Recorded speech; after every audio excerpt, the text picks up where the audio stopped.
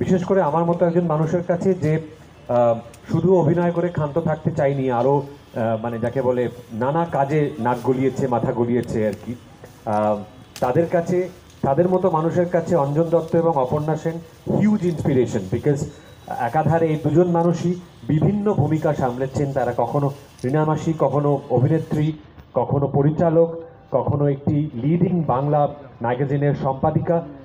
এরকম বিভিন্ন ভূমিকায় আমরা দেখে মুগ্ধ হয়েছি। অঞ্জনদা আমাদের অল্প বয়সের ছোটবেলার রকস্টার, আমাদের আইডল বলা যেতে পারে। অঞ্জনদার গান শুনে বড় হওয়া, তা অঞ্জনদার ফিল্ম সত্তাটা পরে ডিসকভার করেছি আর একটু বড় হয়ে ইনফ্যাক্ট। এবং তারপরে অঞ্জনদার জন্যে আমার সিনেমা জগতে প্রবেশ, তো সেটার জন্য একটা বিরাট বড় কৃতজ্ঞতা আছে আমার অঞ্জনদার কাছে। এরম দুজন মানুষকে যে দিচ্ছি না, কিন্তু বার্তাটা যেটা আছে সেটা উঠে আসছে অর্গ্যানিক্যালি ছবিটার মধ্যে থেকে।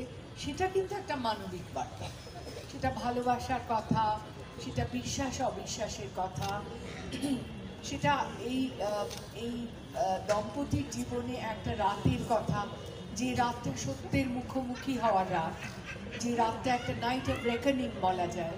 অনেক না বলা কথা তারা বলছে, সেটা বললে ভালো হতো, শেষ পর্যন্ত ভালো হলো কি হলো না সেটা ছবিটা দেখলে বুঝতে পারবেন, বা ছবিটা দেখলে নাও বুঝতে পারেন, কারণ ছবিটার পরও ছবি চলতে থাকে। কারণ মানুষের ভাবনা, দর্শকের ভাবনা ছবির পরেও তো চলতে থাকে। তো এই বলা বা না বলাগুলো শেষ পর্যন্ত যে বলল, তার একটা ভেতর থেকে একটা রিলিফ হলো যে আমি বলে দিলাম সত্যি কথাটা। কিন্তু যে শুনলো তার কি রিয়াকশন হলো, তাতে কি তারা আরো কাছাকাছি এলো না এলো না, নাকি সেইটা সারা জীবন তাকে হন্ট করবে?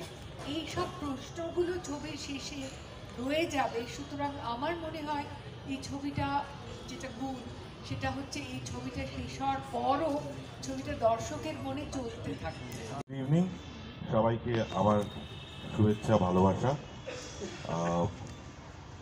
আমার মনে হয় আপনারা ট্রেলারটা দেখুন এবং তারপরে যদি কিছু প্রশ্ন থাকে সেগুলো বলবো। শুধু একটাই জিনিস, আমার এই ছবিটা করতে খুব আমার ভালো লেগেছে। আমার কাছে এটা খুব ইম্পর্টেন্ট একটা ছবি। আমার অ্যাজ অ্যান অ্যাক্টর, আমি রীনাদির সঙ্গে ছবিতে কাজ করেছি, তখন আমি অনেক ছোট এবং অনেক দিনের সম্পর্ক। পরমব্রতর সঙ্গেও আমার অনেক দিনের সম্পর্ক। সো একটা একই রকম ভালো লাগা থেকে একটা জিনিস তৈরি হয়েছে। ঠিক ফরমাইশি কাজ হিসেবে আমি এটা করিনি। I am very proud of this work.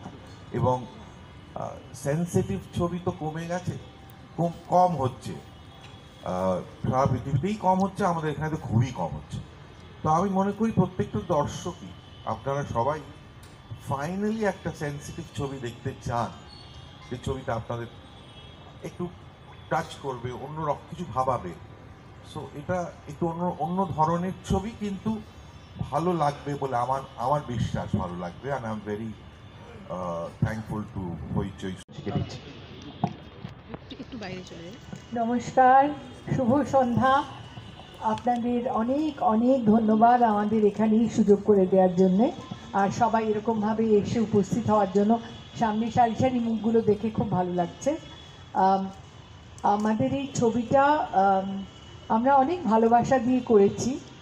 মূলত মানে কলাকুশলী ছাড়া এই পরিচালক আর আমরা দুজন, আর দু একজন আছেন, তারা মানে প্রি টাইটেল সিকোয়েন্সে আছেন, কিন্তু আমি আর অঞ্জন দত্ত আমরা দুজনে মিলে যাকে বলে পরম আমাদের দিয়ে করিয়েছে যে কাঁধে করে ছবিটাকে অ্যাটলাসের মতন তুলে ধরা।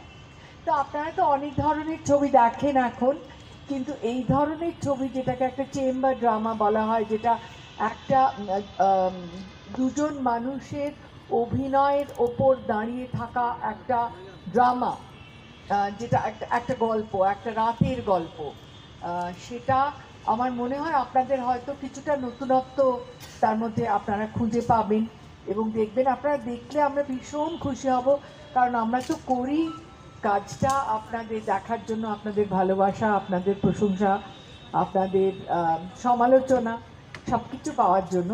সুতরাং আমার স্বনির্বন্ধ